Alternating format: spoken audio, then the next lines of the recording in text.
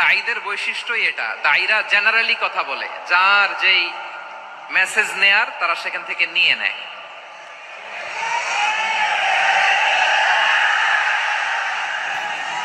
তো কোনো দল এটা নিয়ে কোনো কথা বলল না, আপনারা এটাকে নিজের গায়ে যে মাখালেন, এটা ঠিক হয়নি। আমি বলবো যে এটা খুবই অনভিপ্রেত হয়েছে। কোন দলকে টার্গেট করে বা কোন দলের পক্ষে আমরা কখনো কথা বলি না। আমরা কোরআনের পক্ষে কথা বলি, ইসলামের পক্ষে কথা বলি, ঠিক কিনা বলেন? সো একটা জেনারেল কথাকে যদি আমার রাজনীতিবিদ বন্ধুরা নিজেদের গায়ে মাখেন, ক্ষুব্ধ প্রতিক্রিয়া জানান, এতে করে সাধারণ জনগণের কাছে একটা নেগেটিভ মেসেজ যাবে ওনাদের ব্যাপারে। এটা হোক আমরা চাই না। এদেশের যত এই যে আমার ভাইয়েরা, এই যে আমি এই যে কথা বলতেছি, সাদা টুপি, ও আচ্ছা আচ্ছা, চলে যাবেন না, একটু জায়গা দিয়ে দেন ওনাকে।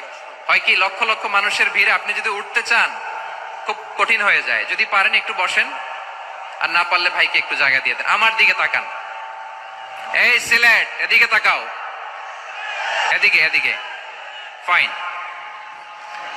তা আমার প্রিয় রাজনীতিবিদ বন্ধুদের আমি বলবো, কথাটা ছিল ভেরি জেনারেল, এটা নিজেদের গায়ে মাখানোর কোনো দরকার নাই। আমরা এই যে এক্সিস্টিং যে রাজনৈতিক চর্চা, এটা থেকে আমরা বেরিয়ে আসতে চাই।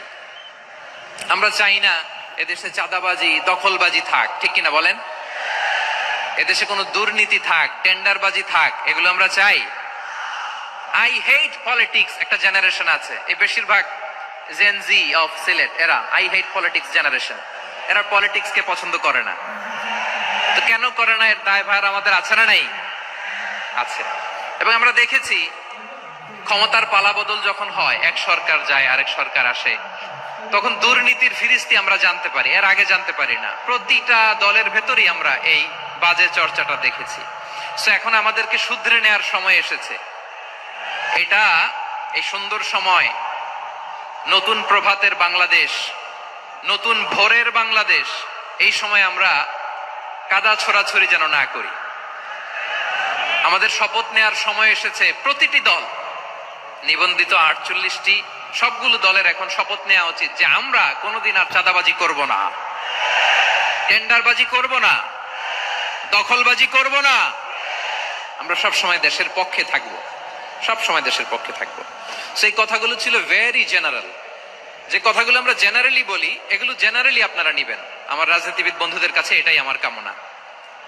আর এই জাতীয় বার্তা যখন আমরা দেই, তখন যদি আপনি বলেন যে পারলে রাজনীতিতে আসেন, পারলে দল করে দেখান, এটা হইল?